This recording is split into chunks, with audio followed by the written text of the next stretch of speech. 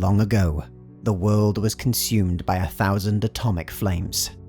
For millions of years, humanity was mutated beneath the radiated skies, becoming a race of monsters and demons. They floundered in the most terrible wastes of the old world, and each generation brought only new horrors that separated them further from the race they had once been. But with the end of the era of technology, magic could once again return to the world. In preserved forests and secret groves, fairies, elves, dwarves, and other creatures of legend, the true ancestors of man, rose from their hidden slumber. For 3,000 years, they enjoyed idyllic lives until beneath a great storm, their queen gave birth to 2 children, twin wizards.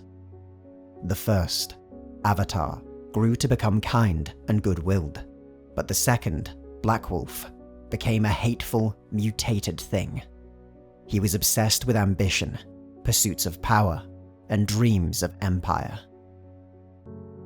With the death of their mother, Avatar and Blackwolf fought for control of their realm, but Avatar's magic, strengthened by the sense of loss he felt, proved stronger. Blackwolf vowed revenge and began a journey into the old wastes. There, he scavenged relics of the old world and powers long forgotten against which magic would be all but useless. One artifact above all, a device imbued with moving images of past conquerors, would give Blackwolf the means to triumph, and in the burning lands of Scorch One, he would use this so-called dream machine to build his new empire, the Fourth Reich. In his desire to emulate the practices of ancient autarchs, Blackwolf established a new realm, with himself as supreme dictator.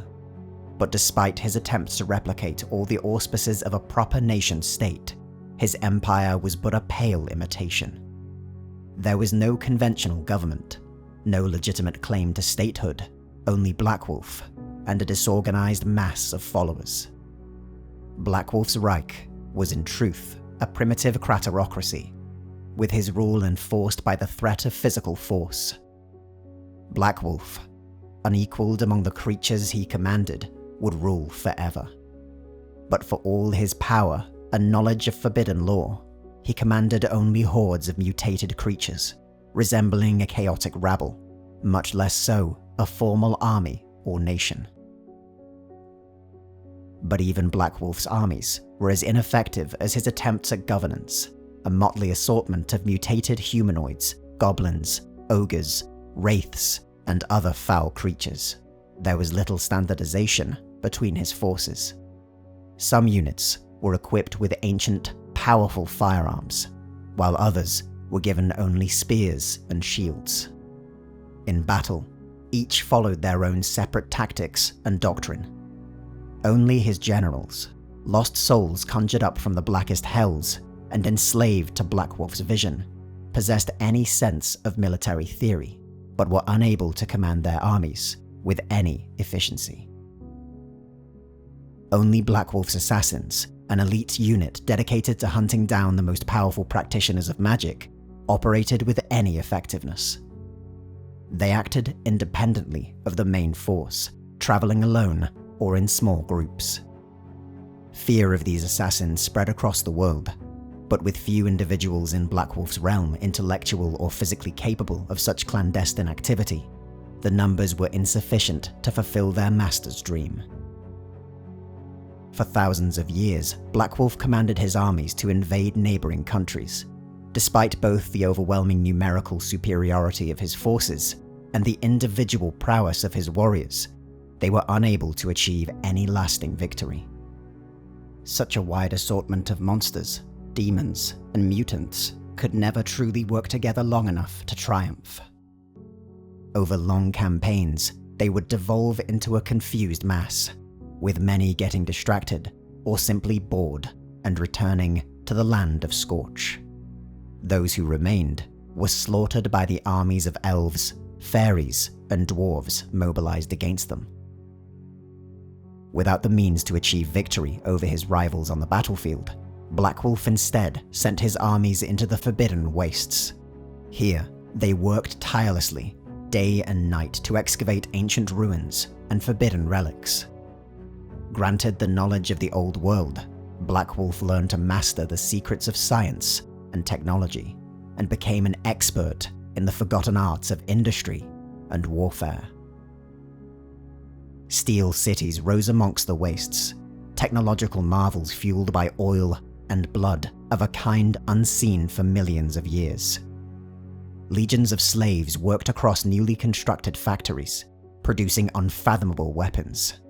Tanks, aircraft, artillery, and countless other weapons buried by history were reforged and equipped to Blackwolf's dark armies. But while the weapons he unearthed were of a power beyond anything his enemies could muster, without the motivation to learn the ancient secrets of war, his armies would remain ineffectual. Blackwolf, however, had found a relic more powerful than even the great bombs that had turned the earth to ash and dust. A venerable device known as the Dream Machine had been brought to Blackwolf by servants ignorant of its original purpose. With the wizard's insights, however, he was able to reactivate it. Within was the key to creating hysteria, fear, and gods. In an address to his assembled armies, Blackwolf activated the device, and in an instant, images of archaic tyrants and their armies were broadcast once more across the earth. Flooded with the power of ideology, Blackwolf's armies were fanaticized, and the entire realm transformed. Adopting the titles, insignia, and beliefs of an ancient nation, Blackwolf set about organizing his forces.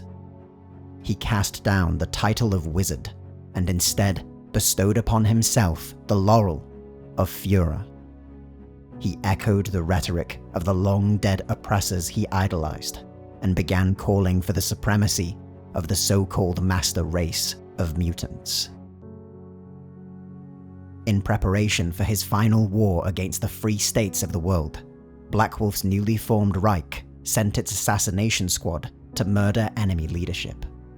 Their success left the nations most able to resist him ruled by second-rate incompetents, who instead blamed the killings on those within their ranks.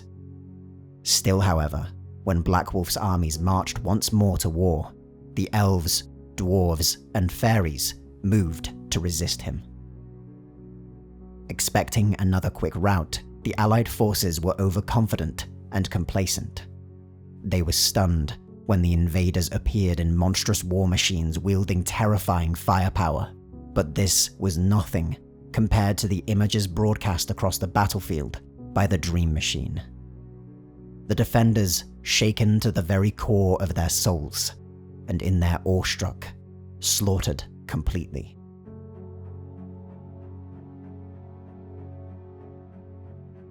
The few survivors were rounded up and exterminated. Avatar, however, had not been blind to the rise of Blackwolf's power. Together with a motley assortment of travel companions, including Necron 99, a programmed robot from Blackwolf's own assassination forces, journeyed into the heart of the land of Scorch One. Together with the last armies of the elves who had refused to surrender, they laid siege to the heart of Blackwolf's power. When Avatar finally confronted Blackwolf, the good wizard knew he lacked the power to defeat his brother. Fueled by ancient power, Blackwolf's abilities had grown 10,000-fold, while Avatar's talents had waned through lack of use. Rejecting the climactic duel of magic his brother expected, Avatar instead simply shot his brother through the heart. The Dream Machine was swiftly destroyed, and without their source of power and the guidance of their leader, the armies of the Fourth Reich were scattered and slain. With the defeat of Blackwolf, the world was restored to a place of beauty and peace. But the survivors were given a glimpse into the power of technology and the seduction of ideology, a brief look that nearly ended with their extermination. This power remains, hidden among the wastes of the world it once destroyed.